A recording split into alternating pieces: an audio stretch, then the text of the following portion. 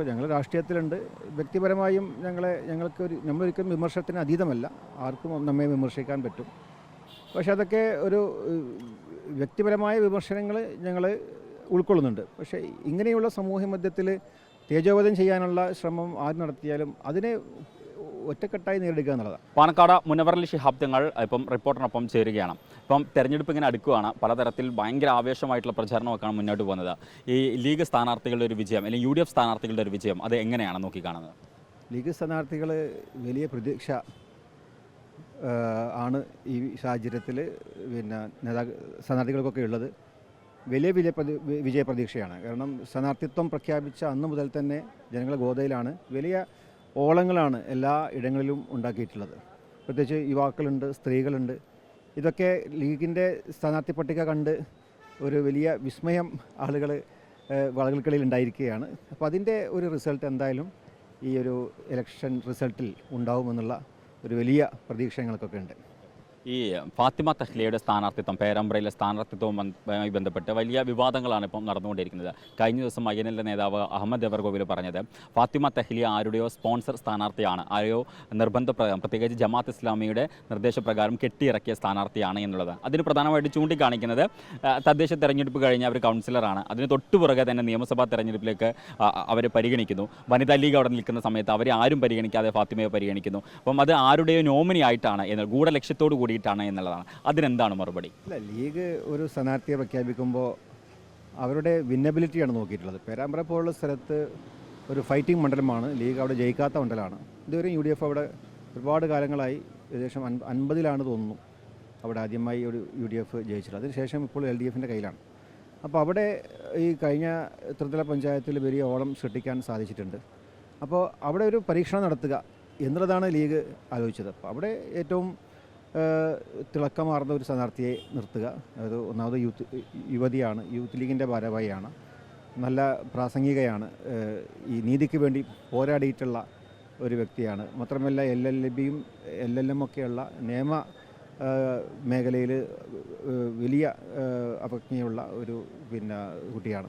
അപ്പോൾ ഇങ്ങനെ എല്ലാം കൊണ്ടും ഒരു ഓളം ഉണ്ടാക്കാൻ കഴിയുന്ന ഒരു കാൻഡിഡേറ്റ് നിലക്കാണ് അവിടെ ഉണ്ട് ഇപ്പോൾ. അപ്പോൾ കാൻഡിഡേറ്റ് ആർക്കും നിർത്തും. അപ്പോൾ സ്ഥാനാർത്ഥിയായി ഉടനെ മത്സരിച്ച് ജയിച്ച ഉടനെ മറ്റു സ്ഥാനാർത്ഥിയാക്കിയ പാരമ്പര്യം എല്ലാ പാർട്ടിയിലുമുണ്ട്. അപ്പോൾ ഇത് തികച്ചും അപ്രസക്തമായ ഒരു സ്റ്റേറ്റ്മെൻറ്റാണ്. കാരണം LDF എല്ലായ്പ്പോഴും ഇപ്പോൾ ലോക്സഭാ തെരഞ്ഞെടുപ്പിലും ഇപ്പോൾ ഗ്രാഫിക് സ്ക്രീൻഷോട്ടിൻ്റെ ഒരു വിഷയം വന്നു. അപ്പോൾ അങ്ങനെ ഈ വെറും ഒരു വർഗീയ കാർഡ് ഉപയോഗിച്ചുകൊണ്ട് ഈ തെരഞ്ഞെടുപ്പിൽ നേരിടുക എന്ന രീതിയിലേക്ക് CPM ചുരുങ്ങിയിരിക്കുകയാണ്. അപ്പോൾ അതിൻ്റെ ഒരു ഭാഗമായാണ് ഈ ഒരു പരാമർശം എന്നുള്ളതാണ് ഞങ്ങൾ വിശ്വസിക്കുന്നത്. അത് മറ്റേ അജണ്ടകളില്ല, മറ്റേ അജണ്ടകളൊന്നുമില്ല. ഇത് ഞങ്ങൾ വിശ്വസിക്കുന്നത് ഇത് മറ്റേ ഒരു ഭരണ നേട്ടത്തെക്കുറിച്ച് പറയാനോ അല്ലെങ്കിൽ മറ്റേത് നേട്ടങ്ങളെക്കുറിച്ച് പറയാനോ ഒന്നുമില്ല. അപ്പോൾ അവിടെ വീണ്ടും വർഗീയത പറയാം. എന്താണോ സംഘപരിവാർ ചെയ്തുകൊണ്ടിരിക്കുന്നത് ആ രീതിയിൽ ഇവിടെ അവർ പറഞ്ഞുകൊണ്ടിരിക്കുന്നത് മാത്രം. ഇത് ഇപ്പം അഹമ്മദ് ദേവർകോവിൽ ഇങ്ങനെ പറഞ്ഞു, പ്രത്യേകിച്ച് INLൻ്റെ ഒരു നേതാവാണ്, അദ്ദേഹമാണ് ഇത് പറഞ്ഞിട്ടുള്ളത്. പക്ഷേ അദ്ദേഹം പറഞ്ഞു എന്നതിന് ഒഴിച്ചു നിർത്തി കഴിഞ്ഞാൽ മറ്റ് ഒരു CPM നേതാക്കളും ഇത് ഏറ്റെടുത്തിട്ടില്ല എന്നുള്ളതാണ്. അതായത് അവിടുത്തെ എതിർ സ്ഥാനാർത്ഥി എന്ന് പറഞ്ഞ TP രാമകൃഷ്ണനാണ്, LDFൻ്റെ കൺവീനറാണ്. അദ്ദേഹം ഇത് പൂർണ്ണമായിട്ടും തള്ളുന്നു. അതുപോലെ തന്നെ മറ്റ് CPM നേതാക്കളൊന്നും ഇത് ഏറ്റെടുക്കുന്നില്ല. അതെന്തുകൊണ്ടായിരിക്കും? അല്ല, അവർക്കത് ബോധ്യമുണ്ടാവും. കാരണം INL എന്ന് പറയുന്ന ചെറിയൊരു പാർട്ടിയാണ്, ലീഗിൽ നിന്ന് പുറത്തുപോയ പാർട്ടിയാണ്. അപ്പോൾ അവർക്ക് എന്തെങ്കിലും രാഷ്ട്രീയം പറയണ്ടേ. അപ്പോൾ ഒന്നും പറയാനില്ലാത്തതുകൊണ്ട് ഇങ്ങനത്തെ പരാമർശങ്ങളൊക്കെ പറഞ്ഞു വിടുക എന്നല്ലാതെ ഒന്നും അവരുടെ മുമ്പിൽ ഇല്ല എന്നുള്ളതാണ്. അതുകൊണ്ടാണ് അവരങ്ങനെ പറയുന്നത്. മറ്റുള്ളവരൊന്നും പറയുന്നില്ലല്ലോ. മറ്റൊന്ന് ഇപ്പം കഴിഞ്ഞൊരു ദിവസമായിട്ട് സോഷ്യൽ മീഡിയയിൽ വലിയ രീതിയിൽ പാണക്കാട് കുടുംബത്തെ അധിക്ഷേപിക്കുന്ന തരത്തിലുള്ള പലതരത്തിലുള്ള പ്രചാരണങ്ങൾ നടക്കുന്നുണ്ട്. അതിനെ എങ്ങനെയാണ് നേരിടാൻ ഉദ്ദേശിക്കുന്നത് ലീഗ്? അല്ല, ഇതിന് നിയമപരമായി നേരിടാനാണ് ഞങ്ങൾ കുടുംബം തീരുമാനിച്ചിട്ടുള്ളത്. അത് ഫേക്കാണ്. അതിനെതിരെ പരാതി നൽകിയിട്ടുണ്ട്. അപ്പോൾ ആ പരാതിയുടെ അടിസ്ഥാനത്തിൽ നിയമത്തിൻ്റെ മുന്നിൽ കുറ്റവാളിയെ കൊണ്ടുവരുന്നവരെ നമ്മൾ ആ നിയമ പോരാട്ടവുമായി മുന്നോട്ട് പോകും. അത് വ്യക്തിഹത്യമായ ഒരു മനനഷ്ടം നമുക്ക് നേരിട്ടുണ്ട്. അതൊക്കെ എങ്ങനെയാണ് അത് നേരിടുക എന്നത് പാർട്ടി ആലോചിച്ചുകൊണ്ടിരിക്കുകയാണ്. ഇത് വളരെ ഗൗരവമായി തന്നെ പാർട്ടിയും കുടുംബവും ഇതിനെ കാണുന്നു എന്നുള്ളതാണ്. തങ്ങളെ അത് സാധാരണഗതിയിൽ ഇപ്പം രാഷ്ട്രീയമാണ് പലതരത്തിലുള്ള ആരോപണ പ്രത്യാരോപണങ്ങളൊക്കെ ഉണ്ടാകാറുണ്ട്. പക്ഷേ പാണക്കാട് കുടുംബം എന്ന് പറയുന്നത് എല്ലാ പാർട്ടിക്കാരും ഒരുപോലെ ബഹുമാനിക്കുകയും ആദരിക്കുകയും ഒക്കെ ചെയ്യുന്ന ഒരു കുടുംബമാണ്.